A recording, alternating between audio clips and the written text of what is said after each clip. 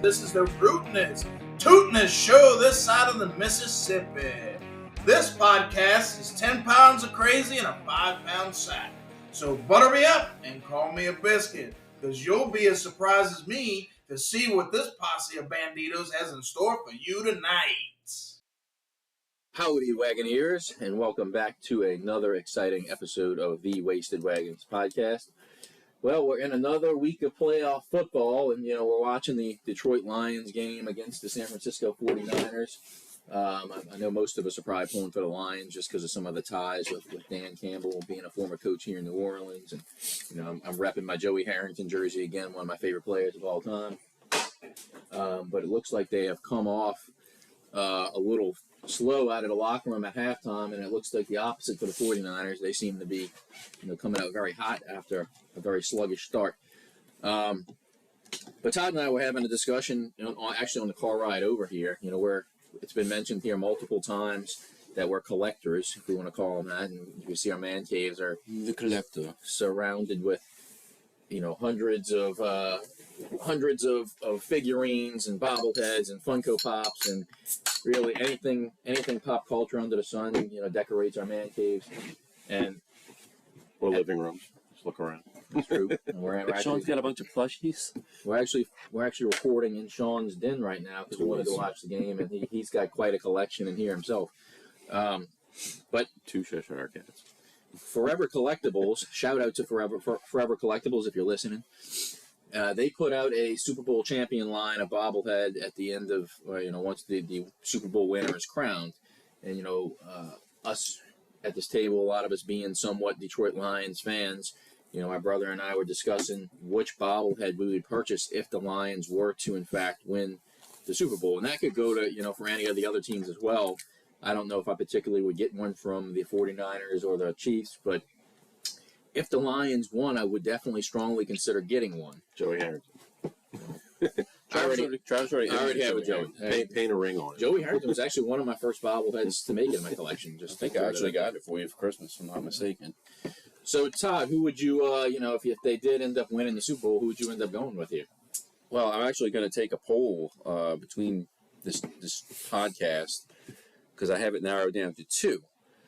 I really do like Amon-Ra St. Brown, so he would be one of the options. But the other option, of course, would be Dan Campbell. I mean, we've shouted out love for Dan Campbell for the past few weeks on the podcast. Having to set the ties to the Saints, he played a tight end for us. He was a tight ends coach. I think he was in the assistant head coach title at one point. So, yeah, I mean, I have it really narrowed down to 2, Amon-Ra St. Brown and Dan Campbell. You don't have a PC principal already? I have the Dan Campbell PC principal sticker on my comic book box. Got it from TeePublic, so shout out to TeePublic. TeePublic, if you're listening, we love you. If you're listening. I think you need a Dan Campbell. I mean, go back to the press conference when he got introduced as the coach, talking about biting kneecaps.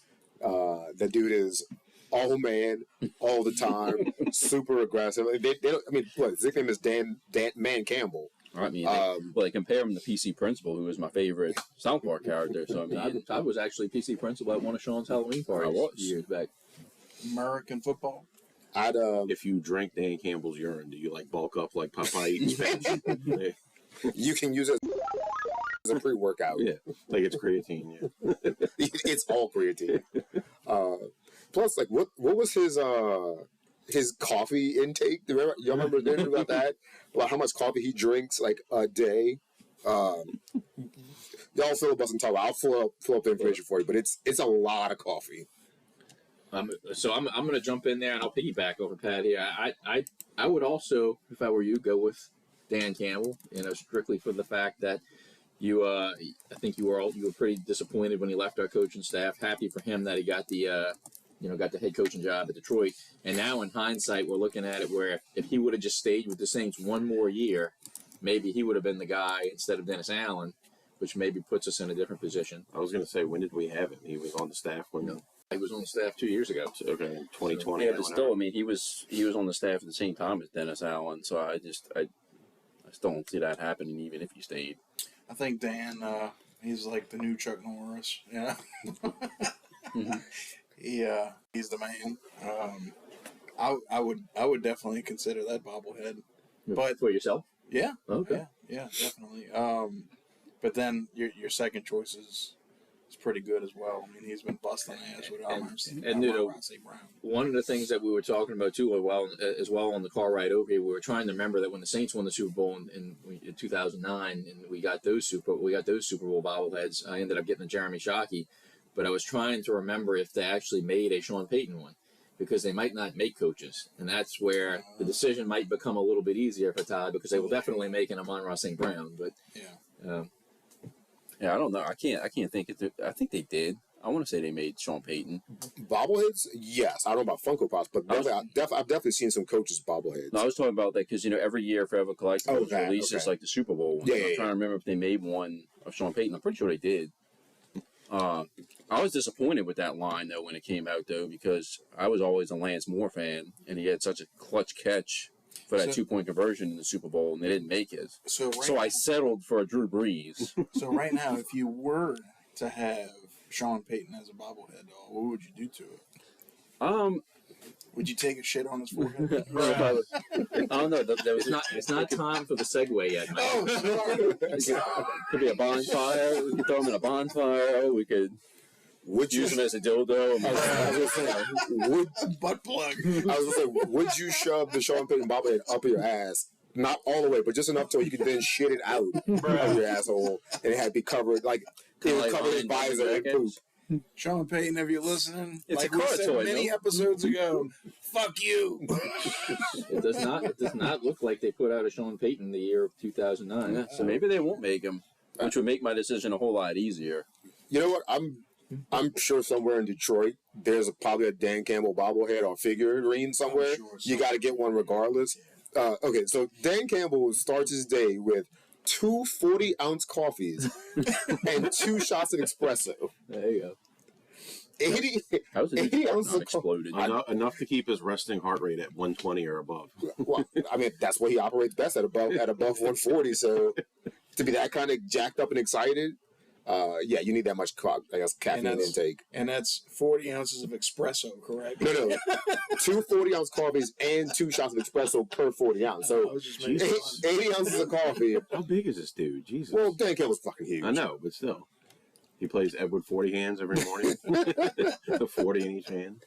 I mean, it's just Chuck Norris of fucking football. Man, but right now, I mean, Lions had to lead big, and it looks like they're letting it go. Like Chuck Norris is the Dan Campbell of life. The Lions might want to get some espresso and coffee for the defense, because they are starting to look not fatigued, but they're starting to kind of just lag behind a little bit. And the Niners are kind of got some steam going right now. Yeah, you can see it in the body language. Looks like the Niners are kind of happy and jacked up. The Lions are looking like they're a little bit down right now, but they're gonna need some of that energy or caffeine. Man, energy. How y'all letting Brock Purdy do that to y'all? Dude's not a mobile quarterback. He's good enough. But speaking of mobile quarterbacks, let's kind of. The first game is already over with. Obviously, we're watching the second game right now. Let's just kind of go through the first game of the day, and then we'll see where we get back to when this game gets a little more further on in the fourth quarter. We had some playful banter and discussion last week about the NFL maybe being rigged, maybe favoring one team or a city more than another. I dismissed that. The game earlier today was a fucking tragedy. It really was. But was it rigged, do you think? It was 100%. Crunch time, babies. Sack, lunch. Okay. Cakes in football. That's what Detroit does. Yeah, speaking of sack lunches, that's what happened to Lamar Jackson today. Because, rigged or not, his O-line did not show up for him today. He was running for his life any and everywhere. And I know the Chiefs have a very good defense. And I think they were saying this is the best defense that Mahomes has ever had. And it's a good time for him to have such a good defense.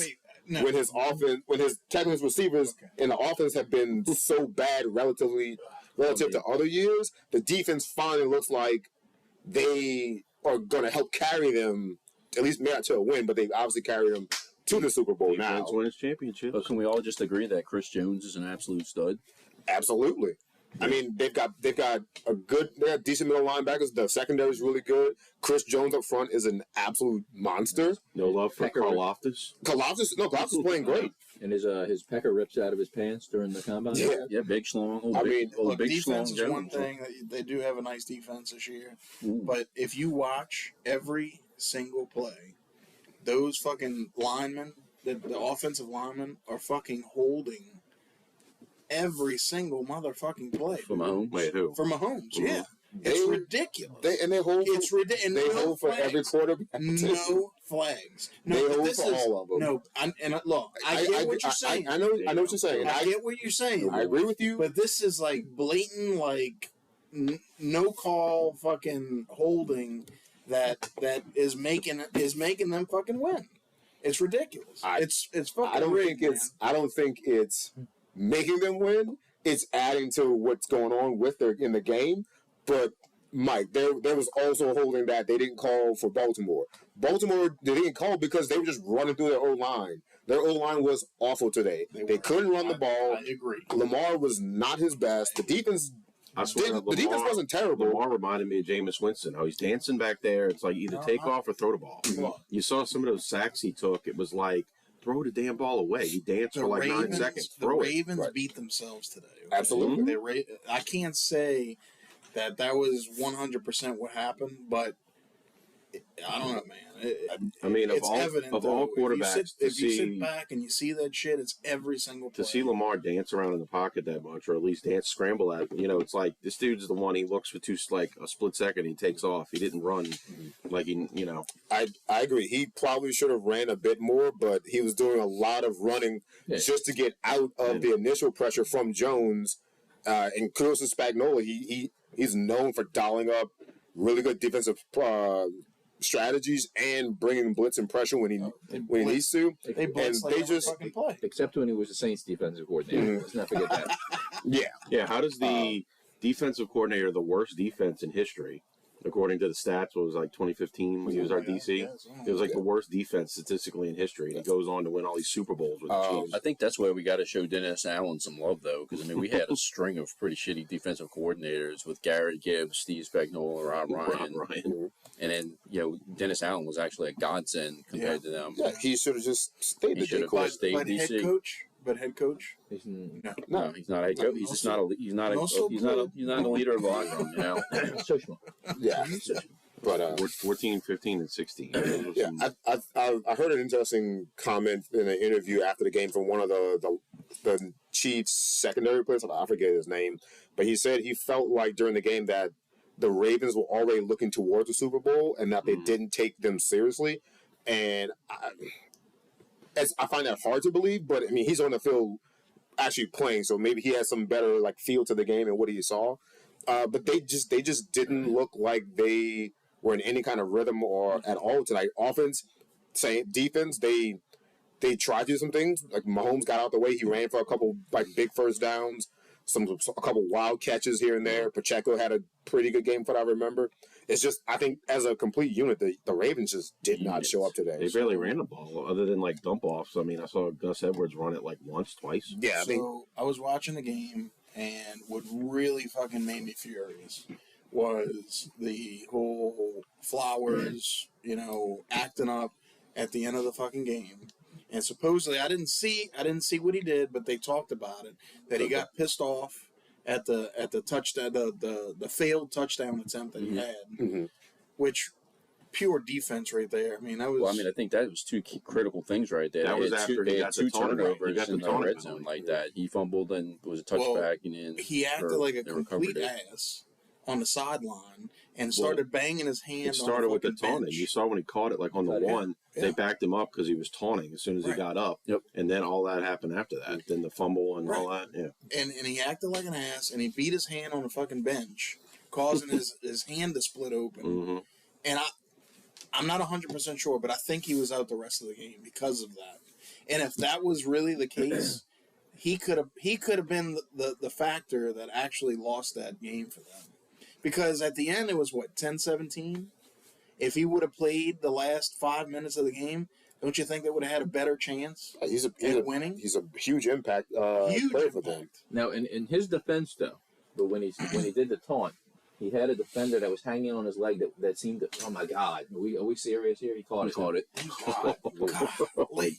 But he did have a Chiefs defender that was hanging on his leg a little longer than he needed flex, to. bro. He almost So I dropped think it. that was the reason for the taunting. But at the same time, still no excuse for it. He also looked a bit charged up all game because I saw a lot of plays where he'd make a catch or after the whistle he would stand over, not stand over the defender, but just look at him, stare him down, toss the ball by his foot, and he was on the edge of passion versus being too into it. Yeah. And I mean, I didn't see the play when he was on the sideline. Apparently, he hit his hand. Here we go. That you're talking about, but definitely, he definitely was out of sorts today.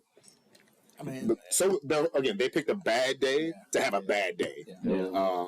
And they only gave up 17 points, so you can say that's a win of sorts, especially against playing against an offense or a quarterback like Mahomes with Kelsey, whatever he is, but that running game and the tight end. But it's just 17 was apparently too much. And look, I'm hoping I don't get that.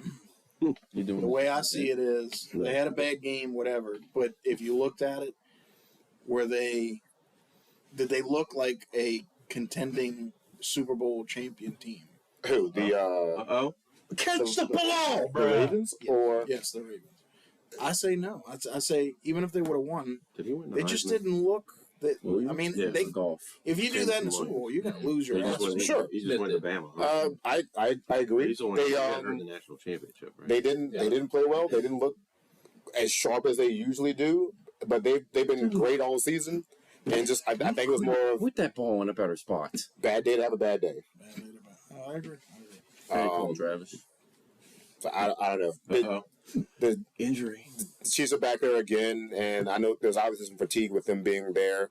But today they didn't look stellar. They did enough, and they made less errors than the Ravens did, and that's I think why they ended up there.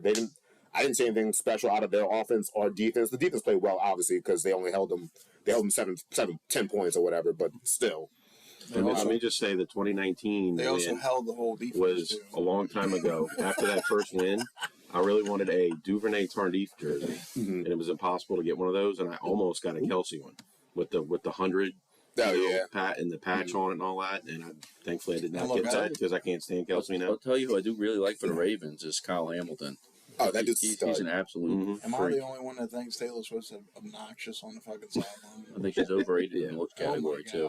This may have been discussed already. Especially when Brittany Mahomes is in the same shot. It was like, again, that goes back to the media. You see, I mean, They're going to show it up. And they know what they're doing. She's whatever, but they know what they're NFL doing. knows what they're doing, all right? 100%. 100%. She's cheering on her boyfriend. I mean, that's That's what natural for her to get excited. But it's the media that constantly looks at her that makes us annoyed. I don't have an issue with her being there because she's there supporting her dude just like anyone else would. But every play going. That's not her. That's not her though. That's the media, the broadcast partners, and all like that. Not her. Now, Brittany Mahomes though. I think her and Patrick's brother probably do it for attention, but well, definitely he's irrelevant Wait, now, you're right? saying Didn't he have all these sex scandals when he or took something? off his shirt, he did that for attention? no, we're talking about Mahomes, not Jason Kelsey. I'm sorry, I thought you meant Jackson Mahomes. Yeah, he's quite the douche. And if someone picked him up and threw him from the suite onto the outside of the stadium or a deathbed, oh well, so be it. Until like a Mortal Kombat hit a spot. Yes, He's known for TikToks, right? So I mean, that'd be a good TikTok. He's not even good at that. Fatality. It is priceless when you see the family and he's taller than Patrick Mahomes. It's like, what is this piece of shit doing in the picture? Somebody's got to get the talent in the family, and well, at least they gave it to the right one who's not a douchebag. Yeah. Hey, you know what I noticed? We didn't discuss what we're drinking today. Well, what are you drinking?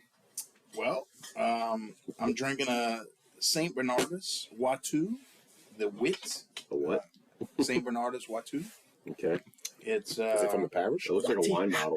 It is really good. High alcohol content. A good buddy of mine got me this for my birthday. I'm going to say that's an interesting bottle. Very, very delicious. Yeah. Let me see that bottle. It's one of the monk beers. So I had never heard of St. Barnabas until when my grandfather passed away. he had one up in his cabinet, and it's a nice glass. Yes. And this came like a 4-pack with a nice glass. Oh, with a glass. And so I use it to drink some beer out of every now and then. Really cool glass. So I've always kind of wanted to try the beer. I've actually never had. I got next one. Yeah. What about when you finish that? what about the koozie you're drinking? Does he still have that same bar? An artist glass or whatever. Showing with the not so friendly setup. One thing Travis failed. Well, It's got an angry old man on it. Come on. The first. What Travis did get also from my grandfather some pretty cool old school like New Orleans Saints highball glasses. Yep. I use those a lot too. what are you drinking? But lately I've been using my Ohio State glass, that Ohio State highball glass that Ty got me for Christmas. I've been using that almost every time. Nice glass. I am going with the my favorite beer of all time, and we've shouted out this brewery so many times on the pod. Spitzel, Texas. Spitzel? And it's actually Shiner, Texas. Spitzel Brewery. Yeah. And I'm going with the original here, Shiner Bach, the one that got it all started. So shout out to Shiner, my favorite beer of all time. So I'm going to go with the Old Faithful here. I don't understand why you're going for it here. You should have went for the field goal. Shonsky? Oh my God. Shonsky, what do you have over there? Well, I polished off the 12-pack Todd gave me of Yingling Hershey's, finally. But then I'm drinking a little sample I got for Christmas. It's this Nuku bourbon cream, bourbon whiskey with real dairy cream. It's like Bailey's. I mean, it's good. I mean, it's 17% alcohol. It was easy to drink. I could drink more of that with a quart of ice. I see. It's like an old style can too. Mm-hmm. Is it the kind that you like pull the? Yeah, like the little tab came off and everything. Dude, that's old school. Yeah, Nice. it was pretty good. Yeah, I would buy a bottle of this and sip it over ice. Cool. I'm drinking bottled in Abita Springs, Louisiana. Bottled and brewed in Abita Springs, Louisiana. Abita the Boot. It's a crisp, refreshing brew that's made for the Louisiana folks that have supported Abita all through the years. And it's very, very crisp and refreshing. It's very, very good. I think the first time I've ever tried it was when we were at Greek Fest. Okay. We also met a certain somebody else for the first time. Mm-hmm. Chatsky, because this was all they had on tap, and I really liked it ever since the moment we tried it there at Greek Fest. They had the tchotchkes on site. So how would you rank it in terms of in the Abita beer hierarchy? Top 5. That's a good question. I would say it's either 2 or 3. Okay. Because Purple Haze is my favorite. I'm not really a big amber guy. I think Abita Amber's, although I like it and I drink it, it's probably one of the most overrated beers around. I have 3 in my fridge that I want to get rid of, and I'm not. I really like the Boot, but I also really like the PB and Jams. If you ever had that one, when I first heard they came out with that beer, I was like, it's probably going to be pretty gross. Being a peanut butter and jelly flavored beer, but it was really surprisingly good. Amber was my very first one that I ever drank from Abita, and that kind of led me into the path. I mean, it's very much the color of your energy, so it's a good solid go-to. Now, Nice shout out to Does it cost $3.11? Now, almost. I saw they just released one. It's a brown ale, vanilla brown ale. Can't think of the name of it. It has a dog on the label. But I felt like drinking this, so that's why I decided to go with this instead of a vanilla flavored brown ale. But I'm really curious about it and do still want to try it. I can't remember the name of it. It's like I know they have Turbo Dog, and that's not. Turbo Dog's okay sometimes. It's heavy. Are you looking it up right now? I was going to, but I can't think of what that beer is. But Turbo Dog's a little burnt. I do like the Andiator and the Strawgator. I think those are 2 good, and they have the high alcohol content to kind of get you feeling good pretty quick. But one thing we didn't mention here is Shiner. If you're listening, Abita, if you're listening, we love You know which one I did like was the Vanilla Triple Dog. Vanilla Triple Dog. Okay. I like the what is it? The bubblegum one. That one was okay. What was it called? Bubblegum IPA or something? It was kind of like PB and Jams. It was one you're not really going to drink a 6-pack of, but you can 1 or 2 maybe. Yeah, I still haven't tried the Abita Fluff Nutter. I know you were looking for it. Fluff Nutter, yeah. I'm still trying to get a hold of that one and see if I can find it for you, and also try it myself, but I haven't found it. I think they had it at Quista Paces when we went to. Were you with us when we went there? No, it was Josh. No, I'll probably get invited. It was when. I was trying to get Patrick to pretty get sure me he did. I was trying to get Patrick to get me the Fluffernutter, and also the Rally Cap had a pumpkin spice one that I came in Yeah. with. So that one I know is very seasonal. I don't know about the Fluff Nutter, but it says it's limited release on their website, but I don't know how seasonal it is. So, well, I'll still keep an eye out for you on that one. So we went to the little small Comic Con out on the North Shore, the toy and collectors con out there that we went to Aquista Pacers after. So me, Todd, and Josh, and they had the Fluffernutter. They can't stop Brock Purdy from running. Dude's not even fast. But Pat, what are you drinking? I'm Real quick though, Todd, is that boot beer? Is it 50 cents on Wednesdays? Shout out to the boot if you're Now, one thing I do want to say. Was it 50 cents or was it 25? It was 50-cent Bud Lights. yeah. Okay. Before Patrick finishes, Jesus. this game's over. Before Patrick goes on to what he's drinking, one thing I will say, I mean, if y'all have not been to a Beta brewery, I mean, they built the new tap room not that long ago, and it's super nice. But they have a ton of beers on tap that they don't bottle and can. And one of them that I had was called Red Beans and Rice, and it was a red ale, and it was probably the best one I had that day. So, Beta, if you're listening, you got something special there. You might want to try and bottle and can that baby. This that vanilla triple dog looks awesome. I'm looking at the bottle and the label right now. Looks It's got pretty a cool label. pretty badass. You know, one thing, since we just talked about ones that should have been bottled or canned that never have been. I know we go back to Port Orleans, and Todd had that raspberry coffee beer that you really liked. Touchdown. But my first trip ever to Sweetwater Brewery out in Atlanta, Georgia, they had a mint chocolate stout, and they've never bottled or canned that beer, and it was phenomenal. Where was that at? That was at Sweetwater. So it was kind of like that, kind of like the Guinness Mint Stout and whatnot, but it was actually, to me, a good bit tastier, and they never bottled it or canned it. I was a little disappointed in that. I was actually looking to take some of that home the first time I went, and I've never seen it back since the other 2 times we went back to that brewery. It's like so on Wednesdays, Equal Parts does what they call a one-off Wednesday. So they'll take either something that they've already brewed and then mix it with something, either another flavor or some sort of other spice or whatever to make a new creation. And dude, let me tell you, I get so heartbroken by seeing all these really badass looking beers that they make, but they're just one off. They're only for that day. Sometimes I think a few of them have turned into actual beers that are constantly in rotation. But like every Wednesday, it's like, oh, one off Wednesday, new beer. And I'm just like, damn, that looks good. Can't get it because they don't do it in can. It's only at the tap room, and it's usually gone right after that. That's a disappointing thing to see. So Equal Parts, stop doing this to me. I love y'all too much. But before I get railroaded, I'll get into what I'm drinking.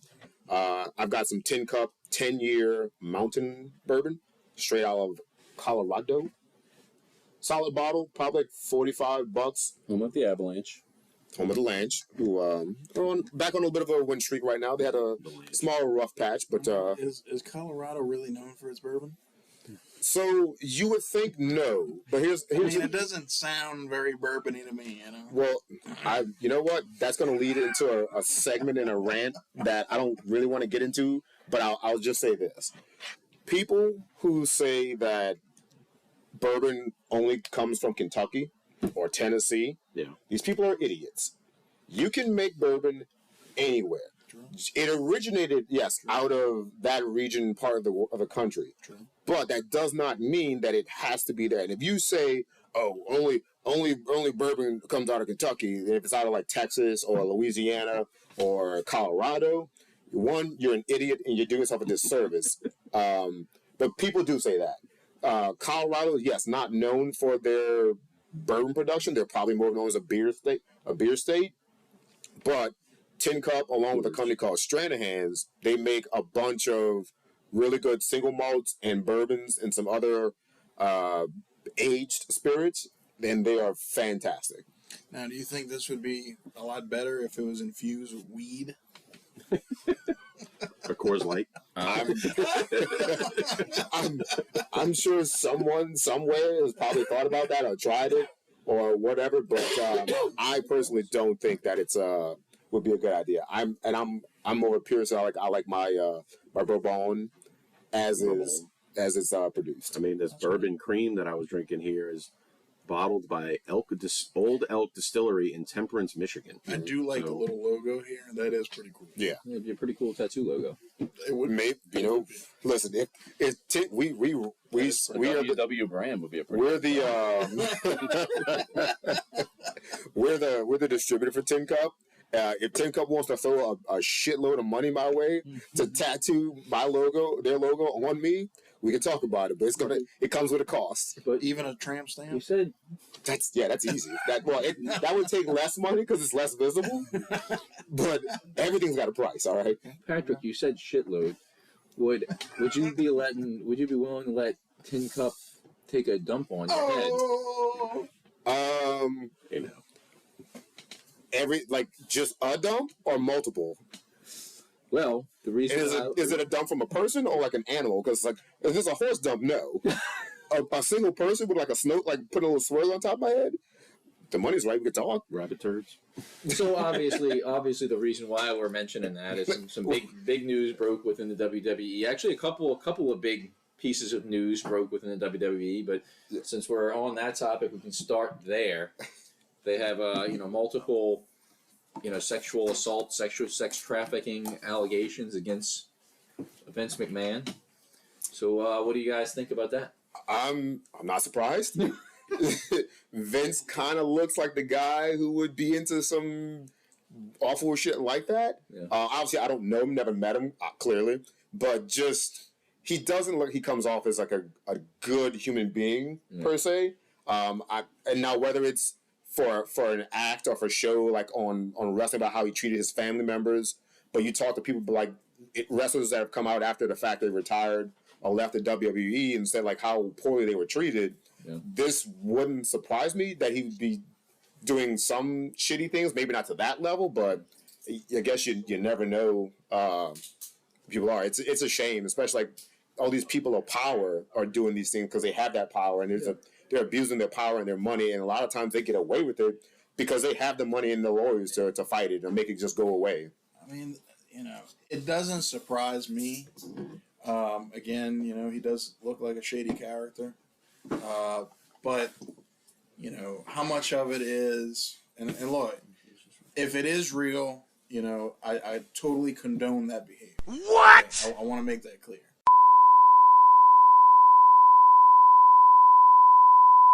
I don't condone. I condemn that shit. Redacted. But I want to make that clear. I don't agree with that, behavior. It's bad. I don't condone it. But how much of it is, somebody trying to make money for the McMahon family, and is what happened, credible? Right, and I think that's the case with every allegation or situation that gets brought up like this, like the Puff Daddy thing that just recently happened with him getting thrown to the fire by all the shit that he did. It's always a question of how much is it someone trying to just get money out of him? Is this real? Like the question of timing of it sometimes. Thankfully, we are finding out more and more that these things are true, so that we can now get rid of these people and deal with them appropriately, and these victims don't feel like they have to just hide behind it. Even if there's not money behind it, they just want this shit to stop. So you got to go through the whole legal process and vet out like what's true, what's not.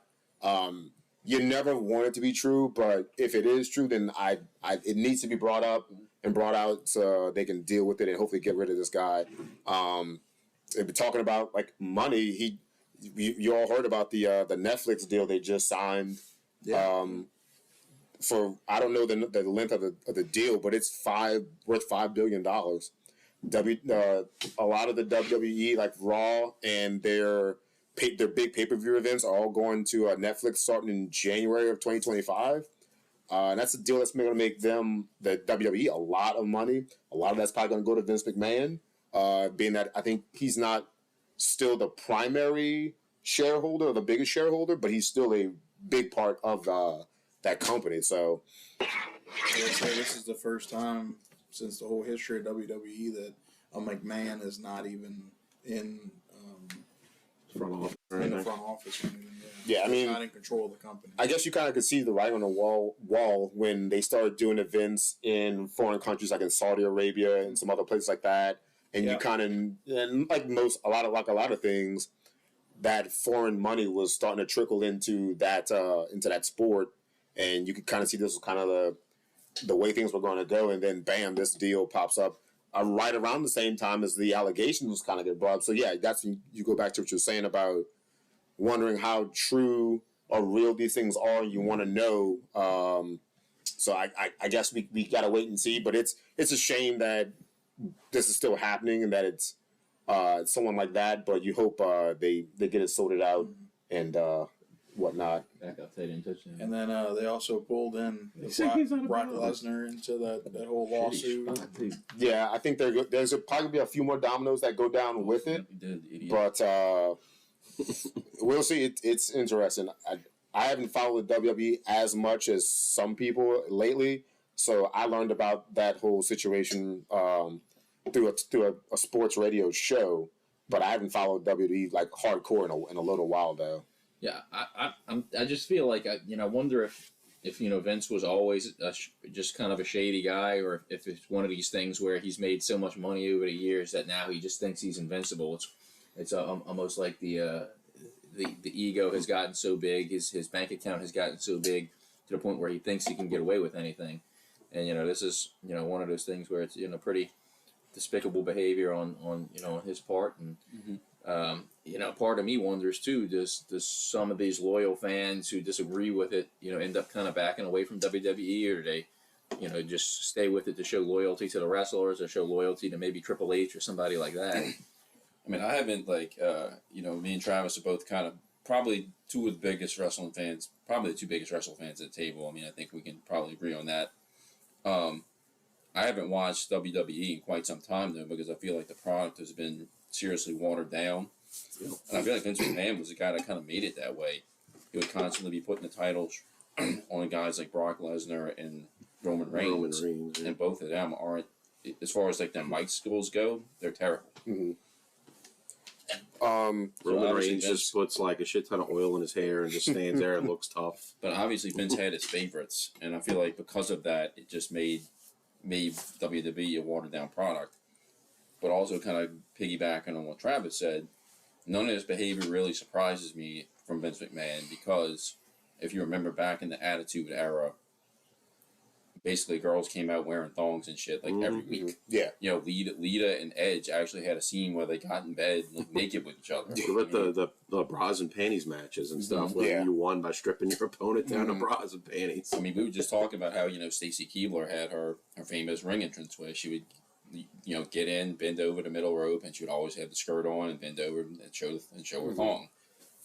This was Vince McMahon's crazy idea. He loved that shit. He sexualized everything with wrestling. So I mean, supposedly, like I was saying, the thing about the Trish Stratus and all that. Supposedly, she was in on that whole dog barking thing and stripping because she agreed to it because her character was supposed to get revenge like a week later or something. I don't remember the full story, but it's like, oh, okay, but we're still writing scripts about you're going to make me strip in the ring and bark like a dog on all fours. It was like, you're getting people to agree to that? I'm like, all right, how much money? The funny thing is, I know we don't have Josh here today, but Josh would have been a perfect person to have on this podcast because Josh is a bigger wrestling fan than me and Travis, both me and Travis. And just this week, he always sends us messages and kind of goes on rants on certain things in his messages, and one of them just so happened to be Vince McMahon, and he always shares his opinion on how shitty he thinks WWE is, but he really kind of let Vince McMahon have it in these messages.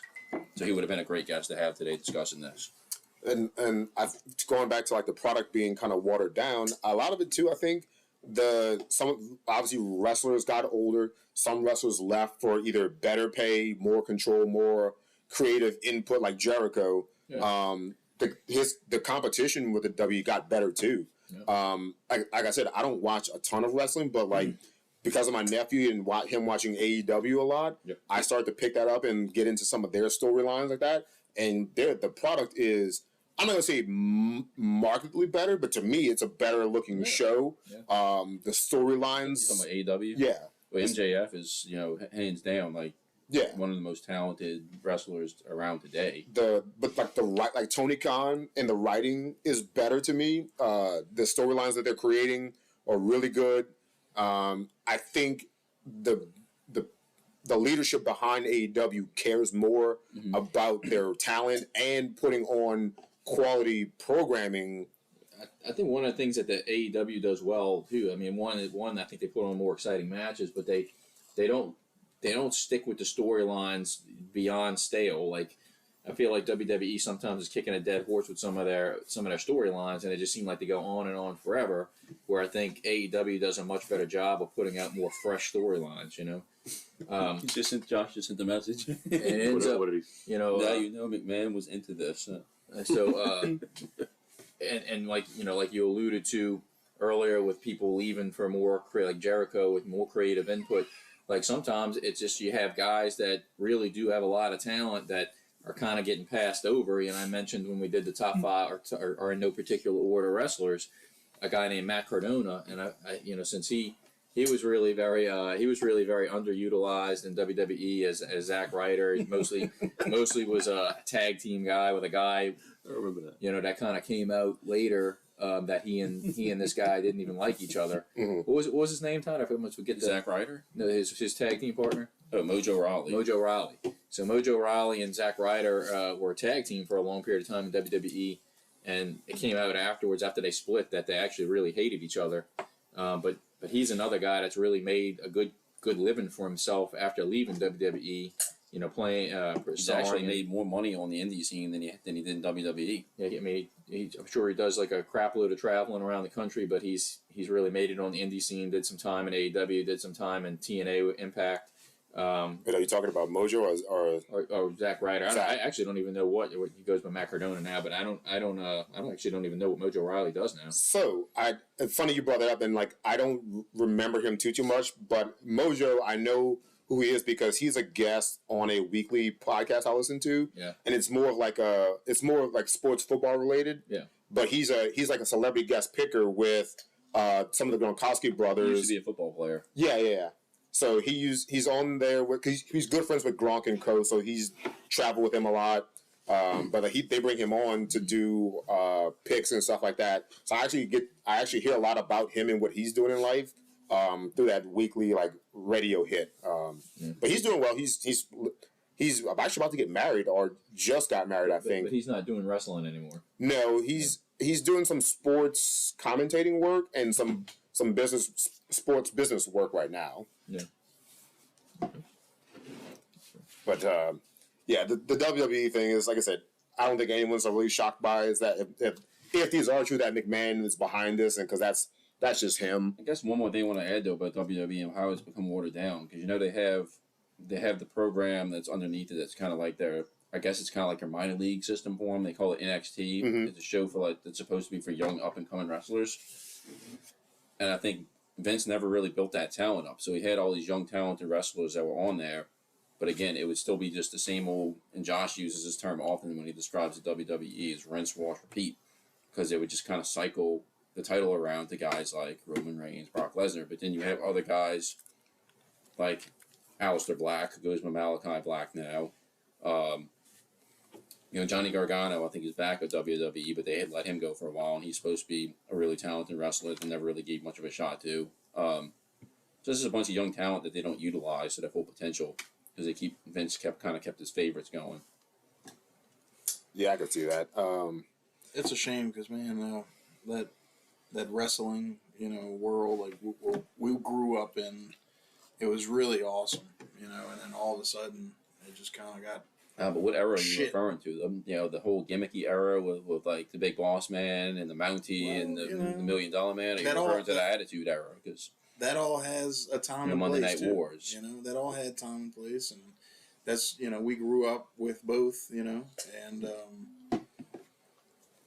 The Undertaker riding a motorcycle, I could live without that. Oh, that was the rolling. That was his shit. worst gimmick by far. Or American Badass, whatever it was he came out to. That was awful. Now, Mike, to bring it back full circle, see, wrestling, now that is a sport that is rigged in schemed, in 100%, scripted. 100%. Not so much the NFL, but there might be something to it. Might be something to it. So right behind. Well, I see where you're getting at. But it's one only down? because we know, now. Wait, my point is this. Later on, it's going to come out of the NFL. Wait, should I even be saying that? Are we going to get sued for this? It's commentary. As long as we're not, actively showing a live game on our podcast feed, we're good. We'll be fine. And also, I think Vince McMahon and his lawyers and the WWE lawyers have a bigger thing to worry about than 5 dudes sitting around doing podcasting. I don't know, man. We're kind of big now. I mean, Joey Harrington liked our tweet. I don't know how to put this, but we're and kind John of a big Fitch. deal. We'll We're give John Fitch. kind of a big deal. Kind of a big deal. I mean, we got Kind of a stickers. big We got stickers and stuff now. But so this game is donezo. But to go back to the NFL being rigged, I think the NFL seems to have gotten what they wanted, right, Mike? Wouldn't you say they wanted a 49ers Chiefs Super Bowl? 100%. I told Jamie, I was like, look, we could root. Which, for Jamie, the if Ravens. You're listening, we still got to do the Battle of the Sexes episode. I told Jamie, I said, we could root for the Ravens all day long. They're not going to win. And guess what happened? They didn't win. They didn't fucking win. Just like the Patriots run was that rigged? They went to what 9? 1-6 went to 9, I think. 10. 10. Well, I'm counting the one in the 90s, probably. Oh yeah, And they lost to the Packers. But yeah, since 2000 they went to I think 9. I'm thinking Brady went to 10 because he went with the Bucks. Bucks, yeah. So yeah, they went to 9, 1-6. Yeah, you know what? Congrats to you, Brock Purdy. You were Mr. Irrelevant. Get rid of that title. You can play. You may not be auditioning for his job tonight. So I mean, It's really sad. I was rooting for the underdog. Ryan Clark's terrible. Now we get to watch these two,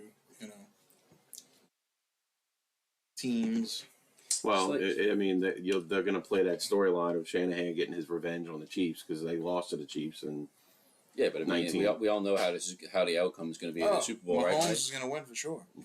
Yeah, I think at this point I'll love you, Dan Campbell. Taylor Swift is going to be all over the NFL. In the pregame, the NFL Network pregame, they had Ian Rappaport, who's usually he's still a reputable guy, but had him reporting on that Taylor Swift has a concert in Tokyo the night before the Super Bowl. But if she leaves at this time and she crosses the international date line, she'll make it in Vegas by 7 p.m. Whatever, and it was like, this is the dude's getting paid to figure out if she can make it to the Super Bowl. And ordinarily, Sean, I would say who the fuck cares, but I mean, obviously, by having the Chiefs in the Super Bowl, Taylor Swift is going to be drawing viewers who don't normally watch football to watch the Super Bowl. And that's what it's all about. It is so funny, like no more than 2-3 years ago, they were like trying to get her as the halftime show. Well, she's going to be at the Super Bowl. Well, that's what I was talking. Me and Travis were talking about today because Usher is going to be performing the halftime show. And although Usher had some great songs back in the day, I mean, he wasn't relevant since the early 2000s.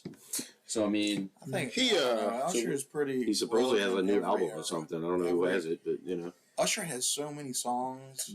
But he hasn't released anything, recently. He's also been laying low because he had some legal things kind of pop up here and there. He had some confessions. Yeah. Did he take a dump on somebody? Maybe not exactly. There's also that rumor, he's got that. When we were talking about taking a dump on somebody, I thought we were talking about Johnny Depp, but I don't take a dump on. Amber Heard took a dump on him on his bed. On his bed. Not exactly the same, Mike, but close enough.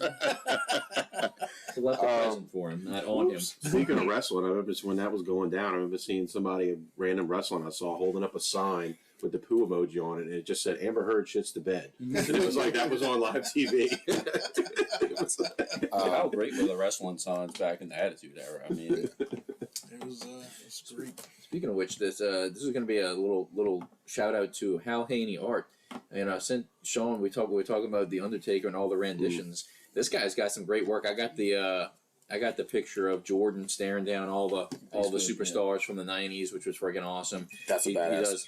He does a ton of different wrestling ones. And one of them he had is the Undertaker kind of staring down all the different renditions of the Undertaker, and I sent that to Sean. I'd buy that. It'd be a good piece. So it's 11 by 17 and put it right there. There you go. Kind of going back to what you said about the halftime show. This is something I'd like to talk about. Maybe not right now or maybe later. Like your favorite halftime shows in Super Bowl, like that. But Usher, Janet Jackson's tit. I think that's the one that stands out to me the most. But I'm gonna go with one that a lot of people acted like sucked, and it was Tom Petty. You know, Tom Petty and the Heartbreakers are. I don't know. I wouldn't say they're underrated, but I mean, I think they fly under the radar for how great they were. That was the year. Was that after the wardrobe malfunction? That was the first year the Giants beat the Patriots. Okay. With the David Tyree catch. Okay. I don't even remember that one. Yeah. I'm okay with Usher like doing the halftime. So again, like Mike said, it's got some songs. There's no knock on Usher. I think where Todd was leading to, it's just he hasn't been around in a while. Was the fact that Usher's going to come start out, and maybe Taylor Swift's going to come that's what we were stage discussing somewhere. earlier. That she's just going to come out as a guest and just like kind of this. Do you think the teeny boppers don't know it's 7 o'clock? Let me just say. Let me drive time cruising the street. Let me just say that Mike. Mike, if what Todd is speculating happens, and Usher starts off the halftime show, and then Taylor Swift comes out as a guest, would that like almost solidify the rigness? Oh, 100%. If that happens, I might be on board with you about the whole NFL being rigged.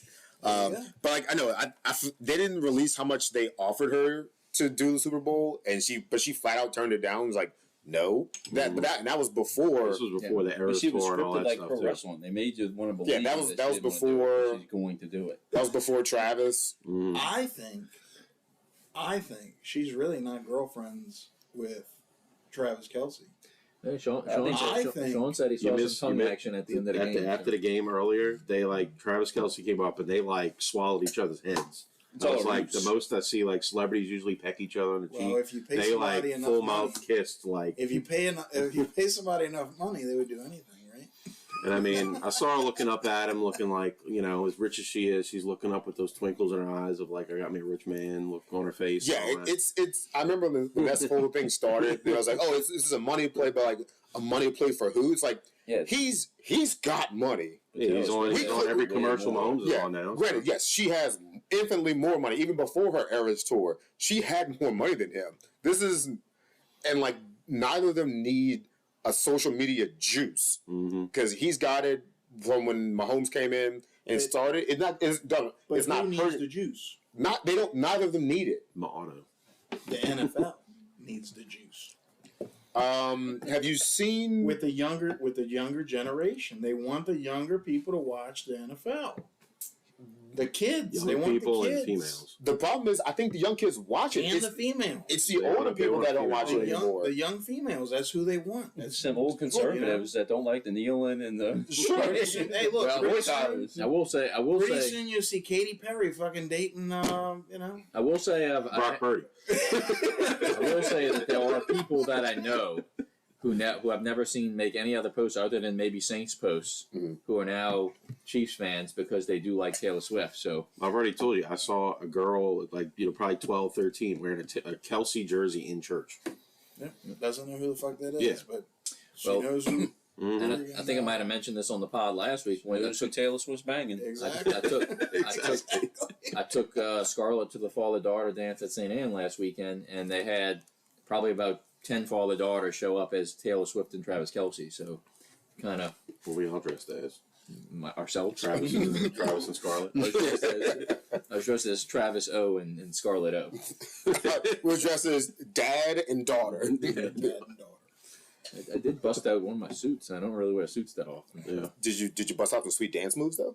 I did not, but one of our classmates from Rummel and St. Mary Magdalene was there, and I'm pretty sure he was either drunk or high or one or the other. And he was busting out dance moves, and I was like, man, nice. Like it was 1999. No, they were not. I've been fortunate enough to be at a few weddings of people in this at the table, and some of our friends. I distinctly remember, I forget whose wedding was it. Whose wedding was it? When we were all dressed up and was we it were. Maddie's? Was it Sean's? We were watching the Alabama game on the phone. No, it was because Sean was when Mike kept getting the shots from Hans. Tons. Maybe No so. Sean's wedding. Okay. That's the best Yeah, bartender. we were on the dance floor. I Yeah, saw that was no Sean's. I saw some moves from the Oliviers. Not very good, huh? I didn't say that. I remember having to teach one or both of y'all how to do either the Cupid Yeah, that shuffle. was me. Yeah. Definitely me. Give yourself some credit, but you can move your hips a little bit. Jessica, if you're listening, Up until that point, all he knew was this. No, That was taught. that was you. Freshman No, year at before- Rummel Gymnasium. before then, the only good dance move Todd knew was the horizontal ones. Listeners, we have a YouTube The channel, horizontal and if you mambo. want to watch that dance move, you can watch it on YouTube on Yeah. our channel. But now, before we move on to the next segment, let's address the elephant in the room here and ask why Sean is drinking a bottle of Aqua Velva at the table. Wait, the cologne? Yeah, my butt plug right here. Okay. Butt plug full of vodka. If you finish that, I'm gonna keep that cork. Where you gonna put the Or are you cork? gonna save that bottle? I'm gonna save this bottle. No, dude, I have a wine glass table in my man cave. I was gonna I'm say filling we up with just corks. passed the what are we drinking? But yeah, I had this in the fridge too. Another Christmas gift. It's Ocean Organic Vodka. I mean, I didn't really know what to mix it with, and it's got Hawaii on the back of the bottle. So I figured, all right, let me sip it. And Is see it what- flavored? Not really. It's just vodka, but it's I don't know. I don't know if it mixes with Sprite or something. I don't know what would you put this in, but Want to swap? it is what it is. That's an interesting bottle. Let me see that. Yeah. Don't spill it. It's crooked. I got you. Don't worry. There you go. Yeah, I'm drinking some cologne. Even though we love Agua you, de Gio. even though we love you, Yingling, I think everybody at this table is tired of the Yingling Hershey's Porter, thanks to Gene Marcel. So I can't. I think that last one that I tasted was a little old. I think they're probably all old. Probably. when you poured it in the glass, it didn't even like fizz up. Probably, It was yeah. just, it was just Probably They've all at been least a recovered year from old. a ditch They stay on very the side of the stagnant. highway. Huh? There was some sludge in there. But all this talk though about the NFL being rigged, it seems to. I mean, this is 2 episodes that we've been talking about this. Sound like Pretty conspiracy theorists. Some, It sounds like pretty it- serious shit here. but it sounds like it really grinds Patrick's gears. Oh, So outside of the NFL being rigged, what else is grinding your gears today, Patrick? Let me ask this first. Does anyone else have anything they want to quickly get off their chest before I get to mine? Yeah.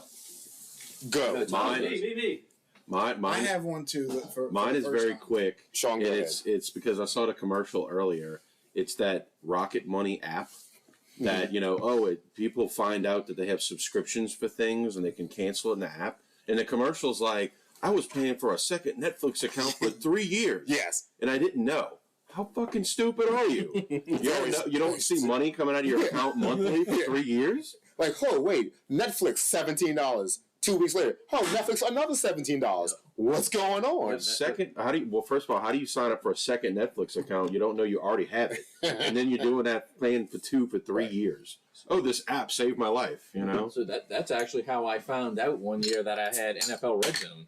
Was when I signed up with Uverse originally, or it was either Uverse or DirecTV, and because I had Uverse for a very short period of time because of this kind of shit, where they would tell me I had certain packages, didn't tell me what was in it, didn't tell me when I was going to get charged for shit. Well, randomly check my bill and see NFL Red Zone on my bill, and I had to call them up. I said I didn't have NFL Red Zone. Right. And they said, "Oh yeah, you did. You got a free trial with it, No, you and don't. because you didn't cancel it after the free trial, we just assumed you still wanted it." And I was like, one, I didn't know I had the free trial of NFL Red Zone because you damn well I would have been using it, and then two, you can take this off my bill because I never requested to have it in the first place. So they did, but it was those kind of things that have kind of got me away from Cox Cable, DirecTV, Uverse, and now I just strictly stream shit. Going back to the Sean's rant, I believe that service requires a subscription. Right. That you pay for. I'm going to pay for Rocket Money to tell me all the stuff I don't know I'm paying for. So you're going to need a second Rocket Money account to say, wait, I have a first Rocket Money account. What the fuck?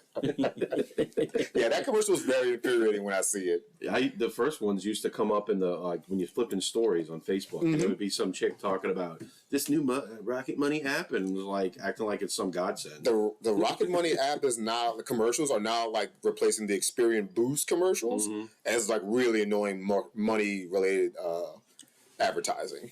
but Experian's like actually a real company. Yeah, they are. Rocket Money. Well, yeah, that's a where do credit. Well, they come from Rocket Mortgage. From China? No, they're a mortgage company that now wants to get into like the money game, trying to get you from both ends, if you know what I mean. But they're all Chinese. Well, you know, your words, not mine. I'm not getting canceled on this podcast. Anyone else want to go next? Yeah, I mean, I'll go. I mean, you know, Wait, real quick, I found it. Sorry, I had a screenshot of somebody, ranting about Rocket Money. It says, if you need a paid app to tell you about paid subscriptions, you've forgotten that you're a fucking idiot. Anyways, not to cut you off. oh, so I mean, what grinds my gears today, it's Sunday. So as you know, I go to mass every Sunday. I'm not the holiest of Catholics or the most devout of Catholics, but I do believe if the family that prays together stays together. I like to live by that motto. So I drag myself to mass every Sunday. Little 8-pound baby Jesus. Well, you know, you end up kneeling twice during a Catholic mass, right? Well, so during the second time I'm kneeling, I have this kid behind me kicking the bottom of my feet. So I'm thinking to myself, okay, it's probably just an accident. The kid's probably throwing a tantrum or not being able to sit still. So let me just move my feet a little bit and maybe I'll stop kicking. No, I move it and the little shit keeps kicking my fucking feet. And the whole time I'm doing this, I'm trying to listen to hear if the parents are correcting the kid, and they're not. You know, to me, if the kid's not sitting still as a parent sitting right next to him, you should be able to notice the kid's up to something, right? I mean, the kid is a whole pew behind me. So he's got to be like sitting on the floor with his feet fucking outstretched, kicking the bottom of my feet in front of him. So, I mean, look, if you had your kids in mass, watch what they're doing, man. So did you turn around and say, Jesus is watching? I didn't, but Mike, that would have been a really good thing to say to prevent me from looking like a dick instead of yelling at a kid. I could have said something like that, or flick him off. I mean, Or you could have just told them, turn around and be like, hey, Jesus wants to see you in the parking lot after mass, all right? Give him a teacher a good word to you. And by Jesus, I really mean me. Yeah. Similar story. Like it kind of ties into. Or should have just said, "Kid, go to the children's liturgy instead of kicking me in the fucking feet." But shame on the parents. There's no way the parents cannot like glance to the left or right and see that that's happening. You know, one of an image that sticks out in my head. I remember this was a few years back, probably before I even had kids, and it was me and Heather were eating at La Madeleine, and there was a table with two ladies, and they had 2 or 3 kids with them at the time, and the waitress comes out with the food, and she's a little overweight, and the kids start pointing at her and saying, "Fat lady, fat lady," fat, and then neither mom at this table decide to correct the kids. The manager has to come out of from the back and say, "Hey, I just wanted to let you know, your kids just made one of my wait staff very upset. She's in the back crying."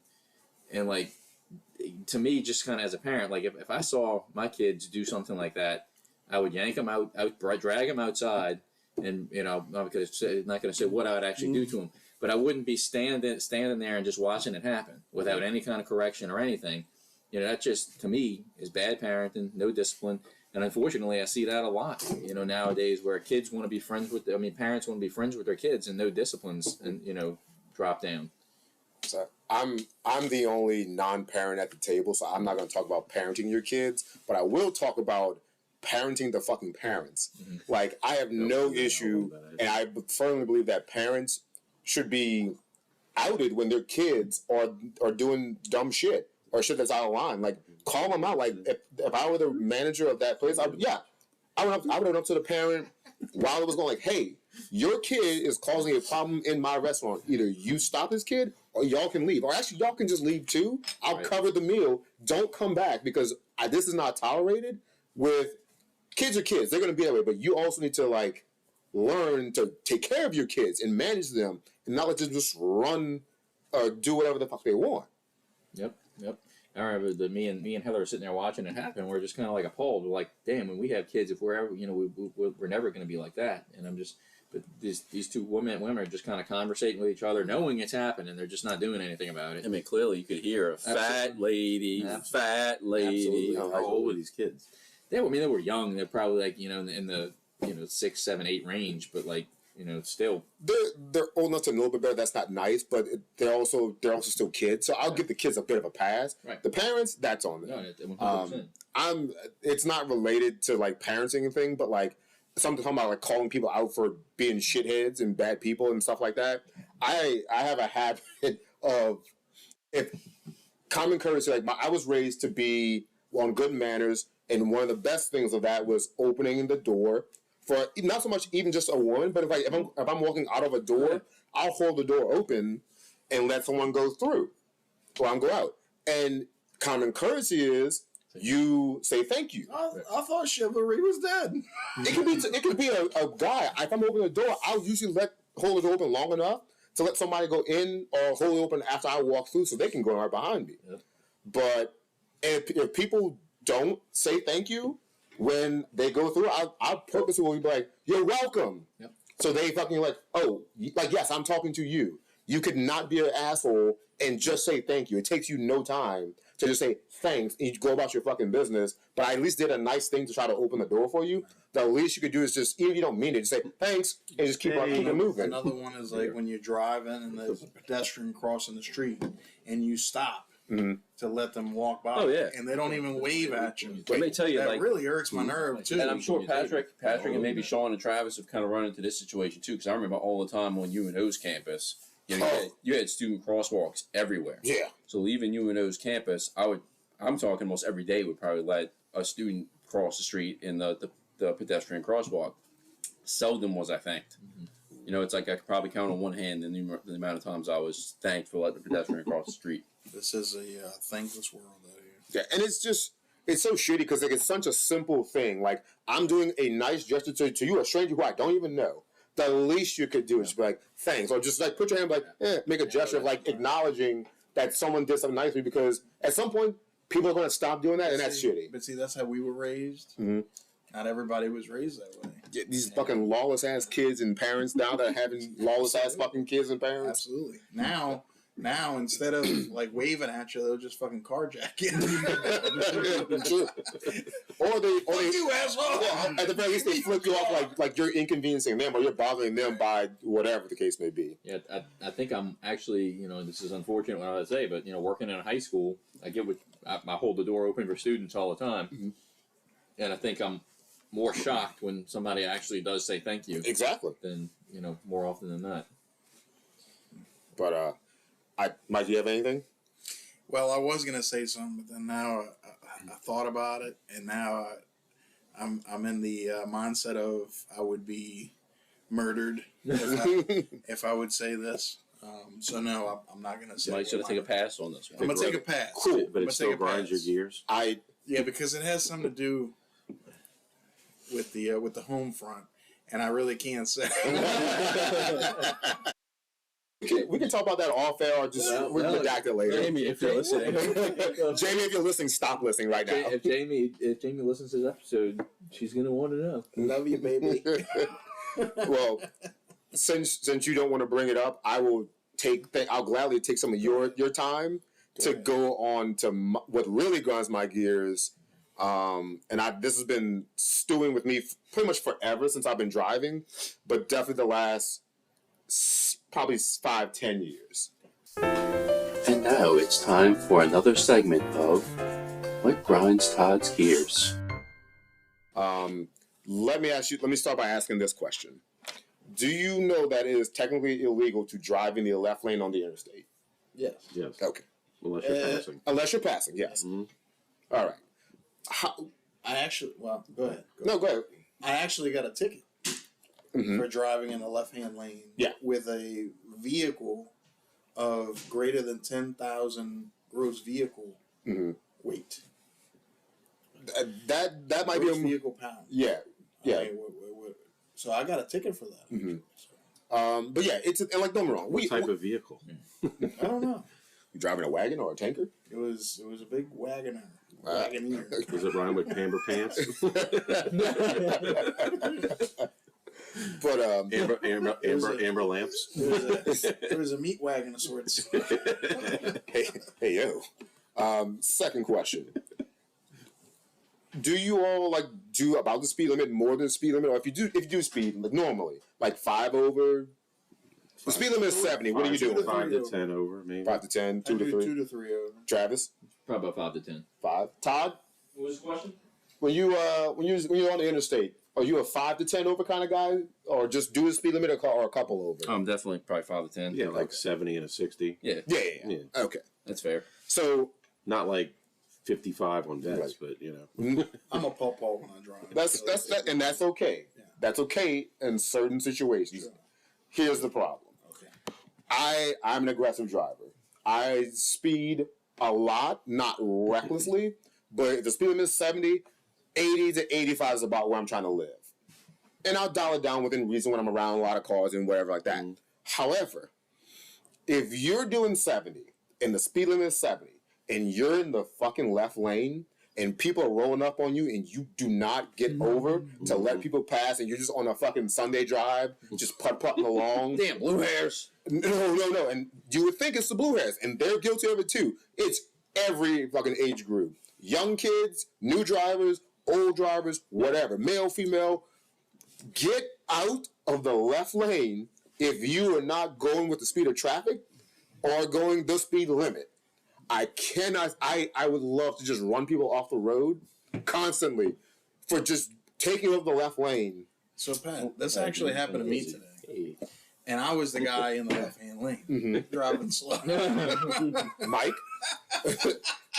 I was driving back down into town from the North Shore, and I was on I-55, and I was driving like I don't know, 75. I was driving 75 miles an hour in the left-hand lane. At the time, there was like very few cars around me, and I was just driving along, and I'm trying to pass this guy on the right-hand lane, but I'm in cruise control. Right. So I'm not like aggressively trying to pass him. Sure. Well, this guy from behind, just bat out of hell, came out of nowhere, and he's flashing his lights, and I'm like, I'm gonna wait to pass this guy to get over, and then you could have the left-hand lane. See, now that guy's just a douchebag driver. You're trying. What I thought. Yeah, you're trying to get around. You're trying to get around the slower car Yeah. to get back in the slow lane. And look, I could have put the pedal to the metal and just got over for him really quick. Yeah, but I just kind of.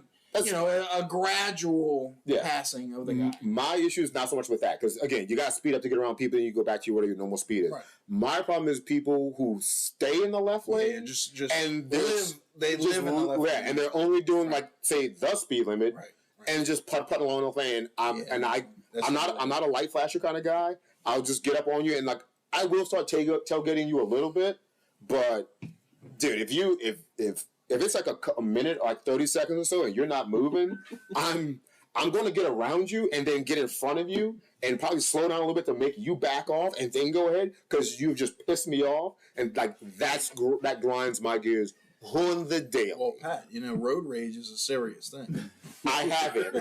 I don't try to hide it. I don't deny it. I have all the road rage anyone you could ever want. And look, I unless I'm daydreaming at the wheel, I'm pretty good about kind of looking in my rear view if I'm riding in the left lane. Because I generally feel like I'm going faster than most people on the interstate, but every now and again when I switch into the left lane, you can look in the rear view and see a guy coming up on you pretty fast, and at that point, put the blinker on and get over. The only time that stops me is like long distance driving. I'll have my cruise control set at like 85, and I'll still have someone right up my ass in the left lane, and it's like. I'm whizzing by cars on the right lane. Yeah, I'm still not fast enough for this day. Right. Well, that's what happened. And then sometimes it could be a fine line. Like, hey, someone's just being a complete asshole driving like way too fast. Yeah. But like, I have a dash cam video of a motorcycle that was hanging behind me. I didn't even realize. Motorcycles. And he scoots around me. This was like somewhere in Mississippi. Goes around me, and he's like first like flicks me off, and he's like hand gesturing like that and pointing, like, get in the right lane. Like, I'm going like 85. How fast do you need to go on your motorcycle? Like, you're not weaving in and out of traffic. You think that guy's still alive, or do you see pieces on the interstate? Part of me, when that happened, was like, you see the dude peeled out up the road, like he freaking wiped out and he's on the side of the highway when I If you go fast enough, I don't pick you up. Like I said, I don't mind, like, people driving, like, the speed limit or relatively like slow or like that, but just get in the right lane. I get that, yeah. It's like, not that I'm trying to be the speed limit police, but if like I'm going 85 and I'm still not fast enough. Yeah, and that's a little like, different. Come on now. PSA: if you're a maniac driving a motorcycle, really, really fast, we cannot save fragments of bone and meat on the street. So you are drive slower. Or you'll be left for the birds to eat. We can't sew your torso back to your legs. And like for me, like or we put your organs back and the reason function the way they were. The reason this became like a thing of like emphasis for me the last like say 3 or 4 years, when I for work we have like these like Econoline vans, like work vans, and we're governed, so we can't go above like say 75 or it dings our record in the home office because we're GPS tracked. So I know what it's like to only be able to do 70, and people are whizzing by you. But like I'm courteous enough to stay my ass in the right lane unless I need to get around someone going slower than me. So I get it, but you assholes who just ride the left lane the entire time, I wish I had like a NASCAR. It was a NASCAR world, and I could just run you off the fucking road. I would make you and your company so much business by just pushing people into the fucking woods, into the median, into the fucking water, a canal, a bridge, whatever. I have horrible road rage, and it grinds my fucking gears every day. These pieces of shit just sit in the fucking left lane, thumb up their ass doing 60, whatever this limit is. Like, get the out of my way. What's the thing on the front of a train? The thing, you know, like the push, like the animals. Like not a plow, like someone like you run into cows with that shit. And, you know, the thing on the front of a locomotive. I can't believe you've never been cow tipping before. I can't think of the name of it, but I know what you're talking about. Yeah, for sure. Like in my dream world, I'd have like a decently sized truck with one of those plows on the front, like just it's like Borat. She's like a massive steel bumper. And I would just fucking run people off the fucking road to get them out of my way. Even if I'm only doing 75, maybe 80. Just get out the way. That's it. PSA, please stay in the right lane unless you're passing someone. If you're going to be in the left lane, I'm not saying be Mario Andretti.